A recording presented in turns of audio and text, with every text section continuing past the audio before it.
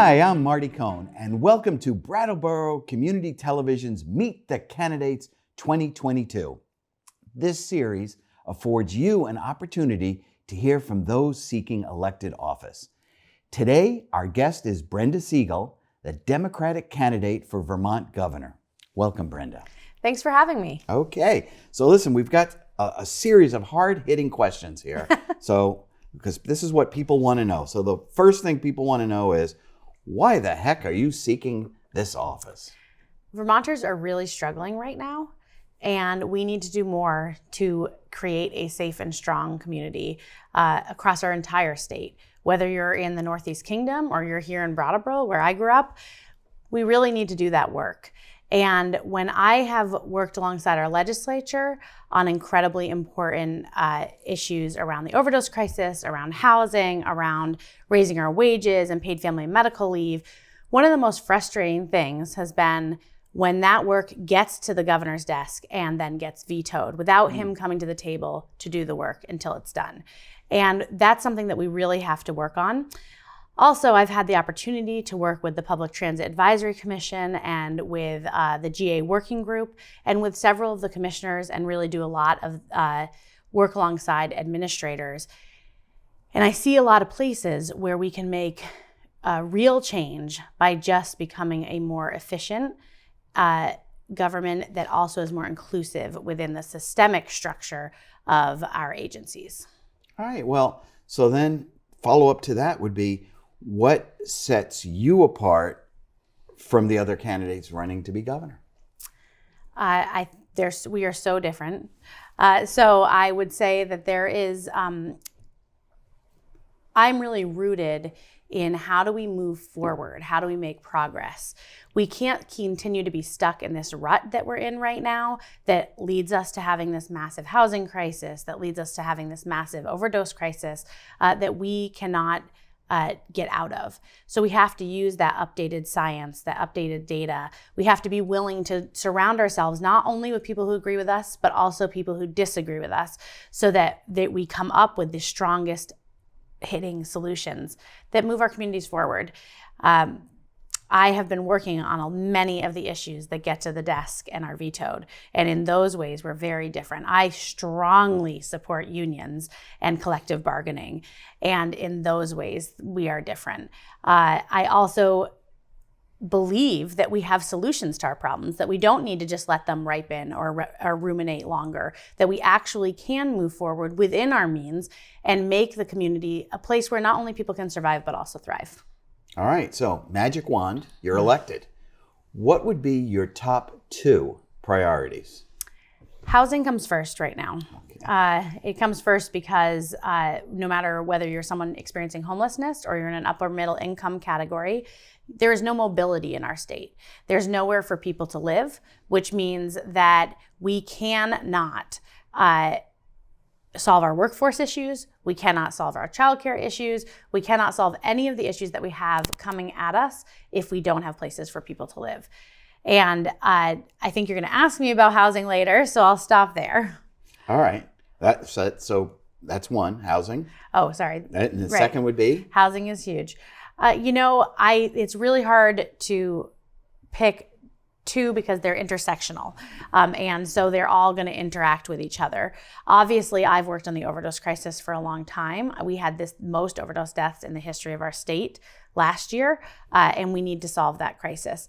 But in order to solve that crisis, we also really have to work on how we rebuild our communities in a way that makes them really strong, that makes people feel like they can live in there, like no matter who you are, you can be part of the community. It's one of the things that I've appreciated growing up in Vermont, living in Brattleboro, being able to run a major festival in Brattleboro, is that really we all do have a voice here, and we need to do work to get back to that place. All right. So, all right, now I'm just going to ask you about some challenges that we face here in Vermont. So, and just question how you would address some of them. First one would be the rising costs of food, fuel, and other goods. What can the governor do about that? So there's a lot of work that we need to do in our state. I hate to bring up housing again, but we need to come back to housing in order for us to address the crises that we have in terms of inflation, we also have to recognize that Vermont had become less and less affordable leading into the pandemic, which really culminated this crisis of inflation and made it much, much worse. And so we have to figure out how to get our handle on that. We need to support our main streets in making the needed transition right now into they're really the ones bearing the brunt of inflation at the moment. Our large businesses are shedding workers and putting the weight on the workers. Our small businesses are increasing their wages and benefits in order to attract people, which is what needs to happen. And we need to support them in making that change. A lot of how those prices are established come from the federal government. And so what we can do in state is try to meet that inflation with our wage increases, with our access to good jobs. That also means building in-state renewable energy, because that brings good, strong, green jobs to our communities. And so that's the work that we have to do here. All right. So as said, everything is interrelated in terms of the solution. So going back to what would be priority one for you, how would you address the housing crisis here in Vermont? Well, my team has a plan, and we are going to have as governor, I'm going to have a short-term and long-term strategic plan that addresses emergency, transitional, and permanent housing. And in each of for example, in our short-term plan, we should have been replicating the pods that are happening in Burlington across the entire state. We need to make sure that when we make a promise about rental assistance, that the administration is not making mistakes that would lead to people being cut short on what they were promised, and landlords and the folks who are achieving it. We are going to inherit a major mess because the administration made huge mistakes around the Vermont Emergency Rental Assistance Program that is leading to 8,411 families being impacted potentially by December 1st, not having any access to that rental assistance anymore. And so we are going to have to be prepared for that emergency moment, which is, again, replicating those pods across the state, having pallet housing available, which builds up and gets taken down and is stored immediately, bolstering support services and places like Groundworks to have the funding that they need to be able to really keep and retain and attract staff so that they can support in having extra types of shelter and transitional housing. And then also making sure that there is a way to utilize some of the empty dormitories so that people have that for emergency housing. But there's also a permanent housing issue. The permanent housing we're seeing coming online right now has been in the works for 5 years or 6 years or 10 years. And so we know that the funding that just went to permanent housing is not going to be here for 3, 5, 10 years. And that means that we need to figure out how we transition folks and allow them to utilize permanent housing. There's people who want to move to, for example, there's a part of our aging population that would like to move to assisted living or to more cooperative living, and they would be giving up, for example, in Burlington, they would be giving up to 300 homes that they would be selling, and mostly in that starter home market. And that would be a huge boon for Burlington, who has a less than 1% vacancy rate right now. And so we need to look at the incredible need there is, and then figure out how we're going to solve that need, address it both now so that people have somewhere to be now, and in the long term so that folks are able to address it. And you can see the full plan on my website, brendaforvermont.com. Okay, so another challenge that we have is public safety, or a perceived challenge. How would you enhance public safety and reduce violence here in Vermont? So we come back to really having to address some of the root causes. We need to work on having proper funding for our mental health services. Each year when the governor proposes a budget, there is not expanded funding for those mental health support services nor is there been expanded money funding, for example, in his budget for the recovery centers around the state, like Turning Point here in Windham County.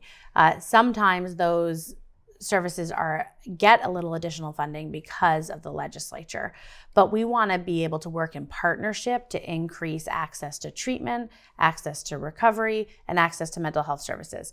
We also, right here in Brattleboro, Chief Norma Hardy is working incredibly hard in partnership with community members in order to come up with a community policing model that works here. And I think that we're seeing real benefits from that, and her willingness to really respect the community that they're in, and that allows us to respect the police back. And that's something that needs to be replicated across the state. And I would really recommend that folks, I know we're talking to mostly people in our area, but that folks really look to this area, because we're seeing real benefit in the way we move forward on policing here. And she's able to attract and retain police officers as a result. Fantastic. All right. Now, what about, how would you manage the COVID-19 pandemic? It's not going to go away. No. What would you recommend for that? So folks are being left behind right now, especially immunocompromised children in schools. And we need to figure out how we move forward in a way that our children have equal access to education, regardless of their health conditions. And that's something that needs to be done in partnership with the districts, in partnership with teachers, with the NEA, with the Vermont NEA. And so that's one category of folks. We also know that there are lots of people continuing to be isolated at home right now. And that is because they cannot be safe out in our community.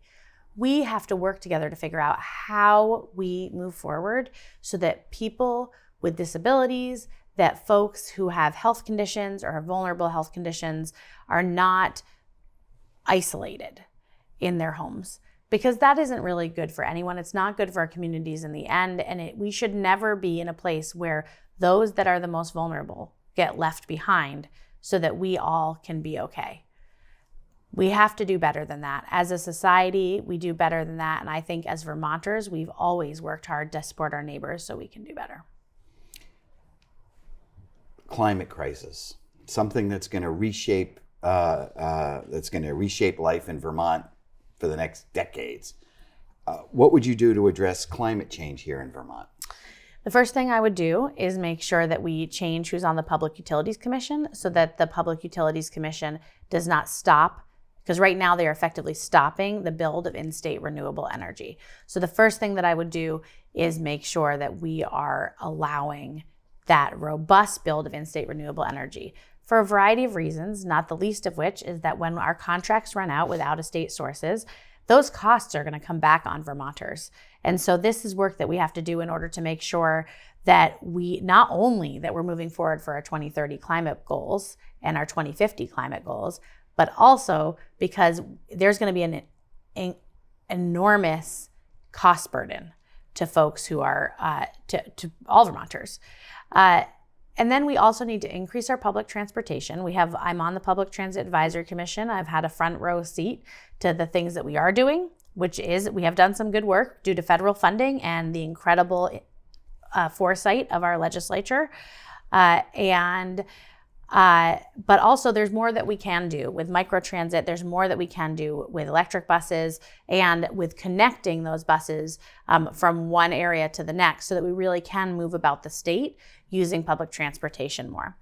One of the things that is really important to remember about that solution is that it really reaches our aging population and our low-income population, in addition to addressing our climate goals.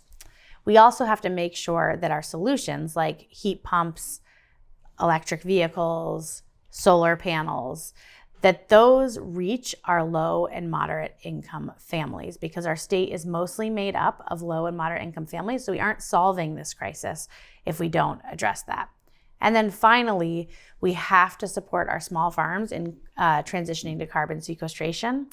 And we have to require our large farms to do the same.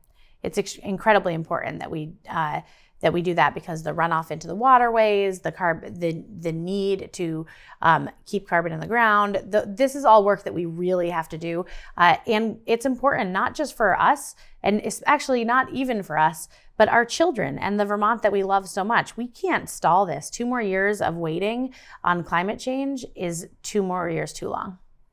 All right. So now we talked about the need for economic development to attract a workforce. One of the problems would be to have housing for that workforce. But another related problem would be childcare. How would you address the shortage of affordable childcare here in Vermont? In order to really address childcare, we have to commit, not just have it be a goal, to making sure families are only paying 10% of their income towards childcare. That has to be an absolute commitment. In addition to that, we need to incentivize the work. It needs to be not a place where people go work and have to work 3 other jobs to make ends meet. We have to make sure that we are supporting childcare centers and paying wages that make it a place where those professionals can thrive. And we have to incentivize with mandatory paid family and medical leave and other benefits that allow that to be somewhere where you'd want to go and work, because people who love childcare, but it has to be sustainable for them. And we have to make sure that when people are getting education in childcare, they are not put at risk of having long-term loans or not getting the job that they need that can pay their bills, that can pay those loans. And so we have to commit to that as well. And then finally, we need to make sure that when we are coming together as a community, as I had the opportunity to do this year, when Neighborhood Schoolhouse was about to close, I led a charge that brought in community members, and within 2 weeks, we turned that around, kept the school alive. The school is now, I was able to join the board. The school is now thriving, and we cannot let our childcare centers close. When I saw that happening, my love for neighborhood was part of it, but also I know the shortage we have right now. We should not be okaying any school closing. We should be coming in together as community, as the state, with the support that's needed to keep those early childhood centers open. Thank you for that answer. All right, well, here's my final question, probably the toughest one. All right, you ready? Mm-hmm. All right, what do you want voters to know about you? That actually is a really tough question. I saved it for the end. I'm going to come to the table collaboratively with our legislature and get the work done. Right now, we have an administration who doesn't come to the table, who often leads our legislators that we all love and send them up here wondering if things are going to be vetoed or not knowing what they need to do to make sure it doesn't get vetoed. And it's not collaboration or compromise, because compromise means that we meet together, that we find a place that we all can live with that benefits our communities. And that really is the work that I've had to do. When I'm working on the overdose crisis, when I first started working on the overdose crisis, I went around the state saying harm reduction first, treatment and recovery on demand, including medically assisted treatment on demand, dual diagnosis support, and criminal justice reform. Our state wasn't there yet, but we had to I presented that work. I presented legislation alongside legislators inside the legislature, and I had to work with them to come up with compromises on that legislation that we all could live with. Because this was new information. This data and science, this up-to-date data and science was new. And that has been true with housing. That has been true with paid family and medical leave. That has been true with wages. If we don't come to the table and say, okay, maybe we don't all agree right here, but how can we move forward in a way that makes all of us whole, that makes all of us be able to thrive, and that gives real benefit to our communities and makes our communities stronger and safer, then we don't get there. And that's really my ethos, is that we're going to work together until the work is done. And I would finally say that I, like many Vermonters, have struggled. Financially, I have struggled in my life losing 2 family members to the overdose crisis. beloved community members here in our area, and watched friends do the same. These things that I've been working on housing, on the overdose crisis, on wages, on paid family medical leave, they're not getting better. They're getting worse. In order for us to actually make these changes, we have to remember that there are solutions to the problems that we have, and that when we come together, when we work together, that we have a path forward. And we can do that if we have the will and the strength as communities. And I have seen over and over again that we do. Brenda Siegel, Democratic candidate for Vermont governor. Thanks for being on the show. Thanks for having me. You can learn more by visiting the campaign website, www.brendaforvermont.com. That's www.brendaforvermont.com. The general election is November 8th. Remember, you can vote early in person. You can vote absentee by mail. You can vote absentee hand-delivered on Election Day. Whichever way you choose, please vote. I'm Marty Cohn. Stay healthy.